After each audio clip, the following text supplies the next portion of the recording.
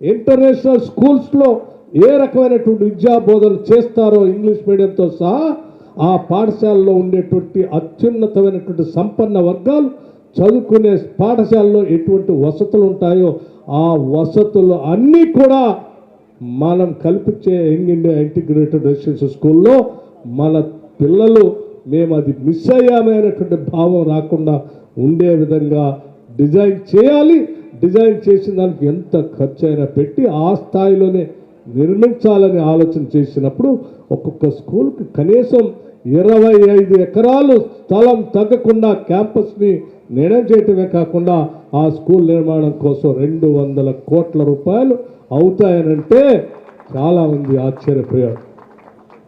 అంత ఖర్చు పెట్టగలమా, అంత నిర్మాణం చేయగలమా, ప్రపంచంతో పోటీ పడిగేటువంటి ఉన్నతమైనటువంటి పాఠశాలలు గ్రామీణ ప్రాంతాల్లో నిర్మించటం అంత అవసరమా అని చాలామంది అడిగారు. కానీ ఈ ప్రభుత్వం ఒక ఆలోచన చేసి, ఈ ప్రభుత్వం ఇందిరమ్మ రాజ్యం వస్తే పేదల గురించి ఆలోచన చేస్తుందని, బడుగు బలహీన వర్గాల గురించి ఆలోచన చేస్తుందని, పేదల గురించి ఆలోచన చేస్తుందని ఆశీర్వదించి దీవించి గెలిపించి పంపించారు. మన బిడ్డల భవిష్యత్తే మన భవిష్యత్తు, ఈ రాష్ట్ర భవిష్యత్తు.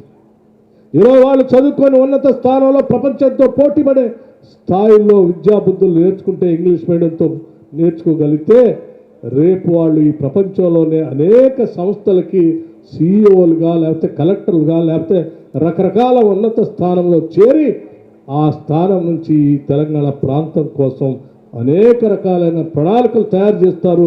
ఈ ప్రాంత అభివృద్ధి కోసం వాళ్ళ మేధస్సుని ఉపయోగిస్తారు. ఆ స్థాయిలో ఈ బిడ్డల కోసం ఎంత ఖర్చు అయినా పర్వాలేదు, మొదటి సంవత్సరమే 100 స్కూల్ శాంక్షన్ చేద్దాం, ఒక్కొక్క స్కూల్కి 200 కోట్ల రూపాయలు ఇద్దాం. 22,500 కోట్ల రూపాయలు అయినప్పటికీ మొదటి సంవత్సరమే 11,500 కోట్ల రూపాయలతో శాంక్షన్ చేద్దామని చెప్పి ఈరోజు శాంక్షన్ చేశాం. అందులో భాగంగానే ఈరోజు ధర్మపురి శాసనసభ నియోజకవర్గంలో కూడా ఈ పాఠశాలకి ఇవాళ భూమి పూజ చేసుకున్నాం. నేను ఇప్పుడే మిత్రుడు చెప్తా ఉన్నాను సోదరుడికి, మన అడ్లూరు లక్ష్మణ్ గారు, అయ్యా మీరు ఈ స్కూల్ని మీ కలెక్టర్ గారితో మాట్లాడండి, విద్యాశాఖకు సంబంధించినటువంటి వారితో మాట్లాడండి, మనం వాడివాడిగా ఈ పాఠశాల నిర్మాణం పూర్తి కావించండి, ప్రతి నెల మీరు కట్టిన దానికి అనుగుణంగా మీరు బిల్లు పంపిస్తూ ఉండండి, ఆ బిల్లు రిలీజ్ చేసే బాధ్యత ఈ ప్రభుత్వానికి. పాఠశాల నిర్మాణం ఒక్కరోజు కూడా ఆగటానికి వీల్లేదు. ఇది ఈ మధ్య కాలంలోనే రాష్ట్రంలో ఉన్నటువంటి అన్ని జిల్లా కలెక్టర్లతో సమావేశం ఏర్పాటు చేసి వీడియో కాన్ఫరెన్స్ ద్వారా చాలా స్పష్టంగా చెప్పాం. ఇది ఈ రాష్ట్ర ప్రభుత్వం యొక్క ఆలోచన లక్ష్యం. దాంతోపాటు మరొక గొప్ప కార్యక్రమం ఇందిరమ్మ ఇల్లు.